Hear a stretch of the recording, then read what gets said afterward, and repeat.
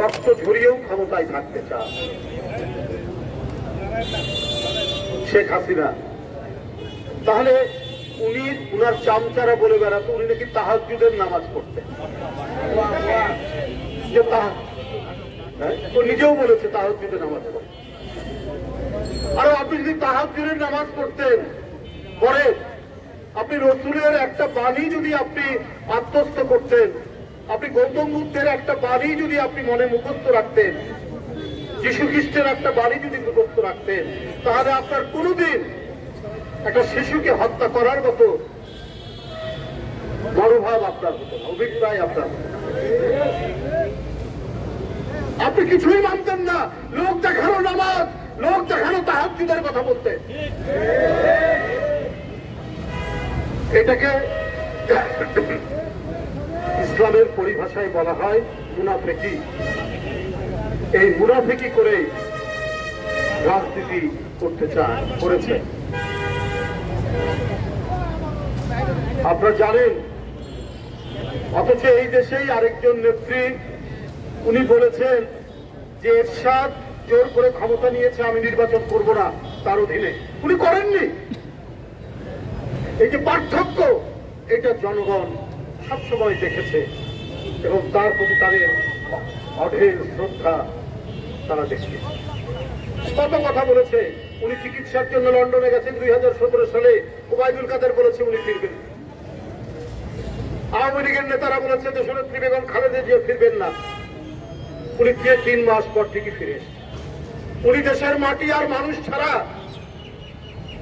উনি বাইরে লুকিয়ে থেকে কোনোদিন রাজনীতি করেননি।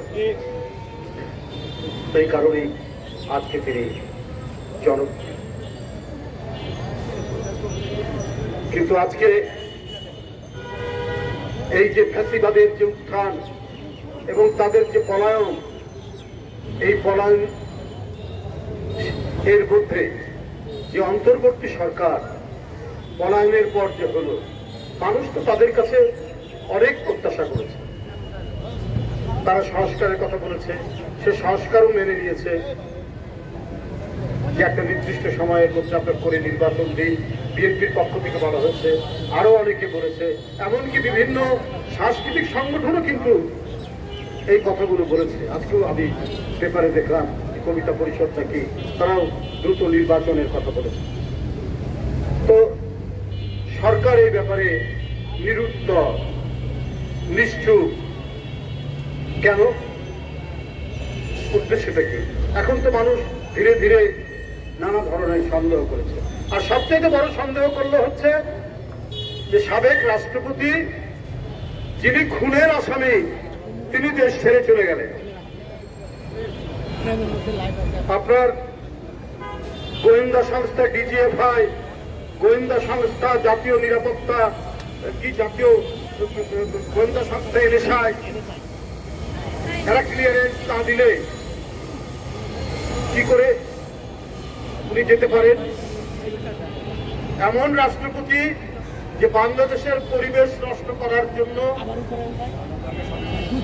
যার বিচার হওয়া উচিত, আমাদের হাওর বাওর, আমাদের খাল বিল, আজকে আন্তর্জাতিক ভাবে মানুষ আন্দোলন করছে এগুলো রক্ষার জন্য, তিনি তার এলাকা কিশোরগঞ্জের বিশাল হাওড়ের বিশাল এক রাস্তা বাড়ি বানানো, তার বাড়িতে পৌঁছানো।